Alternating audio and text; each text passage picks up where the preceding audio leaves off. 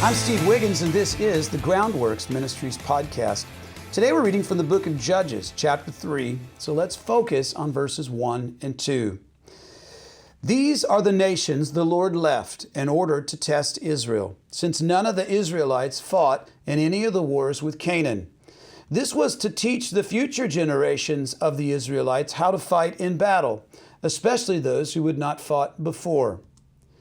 Make no doubt about it, the Lord was not pleased with Israel at this moment in history. Israel had sinned against him by failing to drive out the former inhabitants of Canaan. So the Lord had promised to ensure victory to each tribe who would fight faithfully and boldly. So what are we to make of this statement that God left some nations in Canaan to teach future generations of Israelites how to fight? Well, let's put it this way. I'm glad to know that God is not just the God of the second chance, right? I used my second chance years ago. Rather, I rejoice in the knowledge that God is the God of another chance. Do you remember what the Apostle Paul told the church of Rome? In Romans 8, verse 28, we know that all things work together for the good of those who love God, those who are called according to His purpose. God will accomplish His purposes regardless of our decisions.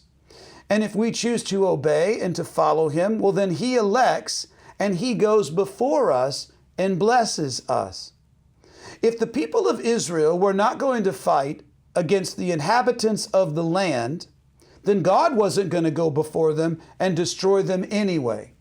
And that's kind of how it gets. If you think, oh, God's going to go before us, I don't even have to go out at all. But if you choose to disregard the Lord in His command to fight, He still accomplishes His purposes even while He is rebuking us. His will is not bound by our decisions, but our peace with Him is. God had great purposes for Israel. And as Romans 11 reminds us, God still has great purposes for Israel through the gospel. And when I say Israel, I mean Jewish people. But here in Judges chapter 3, Israel has settled among the Canaanites.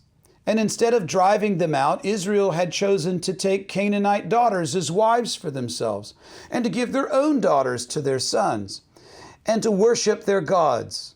Israel's choice of international compromise ensured inevitable future warfare with those very nations whom they were now in a love affair with. And this is not God's desire for Israel. This was not His plan for Israel. This is not His vision, but rather His revision.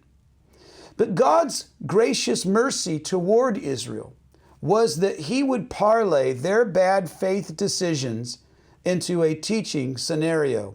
I would rather have taught you that if you follow me faithfully, you won't have to go to war anymore.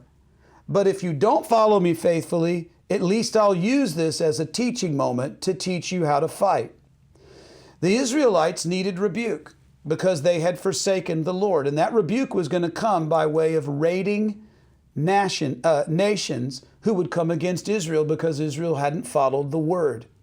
Now, on the other hand, Israel also needed to be preserved as a nation, not just taught a lesson, because God was raising up the Messiah, Jesus, through their bloodline. So all things did work together for the greater good of God's purpose. Ask yourself, do you want to live within God's purpose for your life? And do you want it to be advanced by His grace through your faithful obedience?